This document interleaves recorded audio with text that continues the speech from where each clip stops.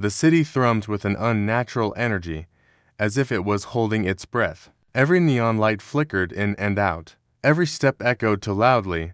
Every shadow stretched too long. He didn't belong here tonight. The strange pull in his chest was like a warning bell, yet his feet moved without hesitation, as though driven by a force beyond his control. He saw her from a distance, standing motionless under the flickering street light, her presence unnatural, her eyes glowing faintly in the darkness. She was waiting for him, and he knew, deep down, that she wasn't just any woman. She was something else entirely, something that could destroy everything he thought he understood.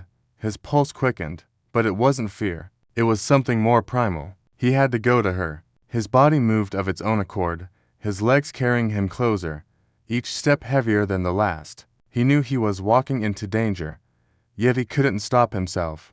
He reached her in seconds, but when he tried to speak, his throat went dry, the words trapped inside him. She didn't speak either, she just stood there, her eyes locked on his with an intensity that made his heart skip a beat. Without thinking, his hand shot out and grabbed the collar of her cloak.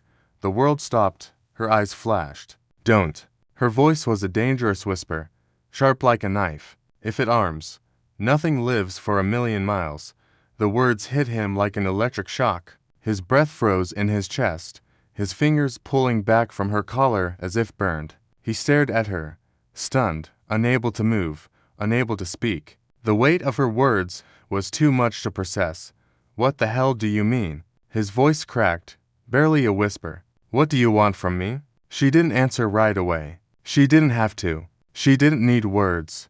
Her eyes told him everything he needed to know. She was terrified, and so was he. You just touched it, she said finally, her voice low and steady, but the fear beneath it was unmistakable. You don't realize what you've done. He swallowed hard. What did I do? Her eyes flickered with something akin to sorrow, but it was gone before he could grasp it. You've activated the collar, and now, nothing is safe.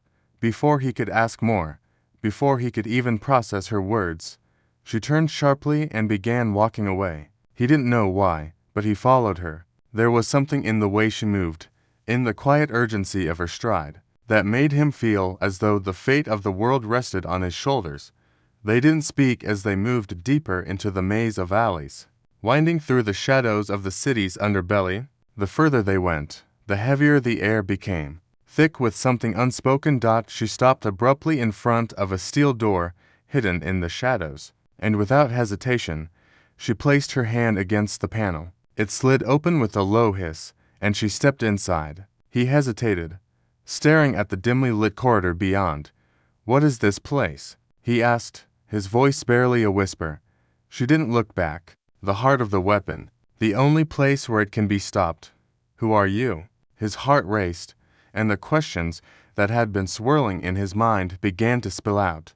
What the hell is going on? She finally turned to him, her eyes dark with a mixture of frustration and something else, something he couldn't place. I'm the one who's been running for years, she said softly. I'm the only one who can prevent this from going further. But I can't do it alone. He was silent for a long moment, his mind spinning with disbelief. What are you talking about? You're saying there's a weapon hidden in your collar. Are you crazy? She looked at him for a moment, as if weighing her words carefully. This isn't a joke. This is a weapon capable of ending everything. It's a device that could destroy entire worlds, millions of light years away. The moment it activates... the countdown begins, and you just started it. He shook his head, his thoughts racing. You're telling me this collar, is capable of destroying the entire universe? She stepped closer, and for the first time, he saw the pain behind her eyes. Yes, but it's more than that. It's connected to something far bigger, something I've been trying to stop for years. Before he could ask more, the loud sound of footsteps echoed down the hallway. Her face hardened. They found us, she said, voice tense. We don't have time. Without warning, armed figures appeared at the entrance, their faces hidden behind masks. There were too many of them. He could already feel the weight of their weapons aimed directly at him. The woman didn't hesitate. In a blur of motion, she took them down one by one with swift, precise movements. But for everyone she knocked down, 2 more seemed to appear. Run, she shouted, pushing him toward the back of the room. He didn't question her. He didn't think. He just ran. His legs carried him forward, but his mind was still reeling from the revelations she just dropped on him. They sprinted through narrow hallways, each turn sharper than the last. The lights flickered, the hum of technology growing louder, almost overwhelming. Finally, they reached a control room. He didn't know how they'd made it here, but the woman was already at the main console, typing furiously. "I need you to activate the sequence," she said urgently, without looking up. "I can't do it alone." He didn't even hesitate. He stepped forward, his fingers shaking as he entered the code she had given him. The countdown flashed in front of him, but before they could finish, the door crashed open. More soldiers, more of them, flooding into the room, weapons raised. She turned to him, her eyes wide with desperation. "You have to finish it, now, before they stop us." With seconds left on the countdown, he lunged at the control panel, his heart hammering in his chest. His fingers flew over the keys, sweat trickling down his face as he entered the final command. The room exploded with blinding light as the energy surged, a wave of power so intense that it seemed to warp time itself. He felt his skin burn, his body screaming as the world around him began to distort. And then, as quickly as it had come, the light disappeared.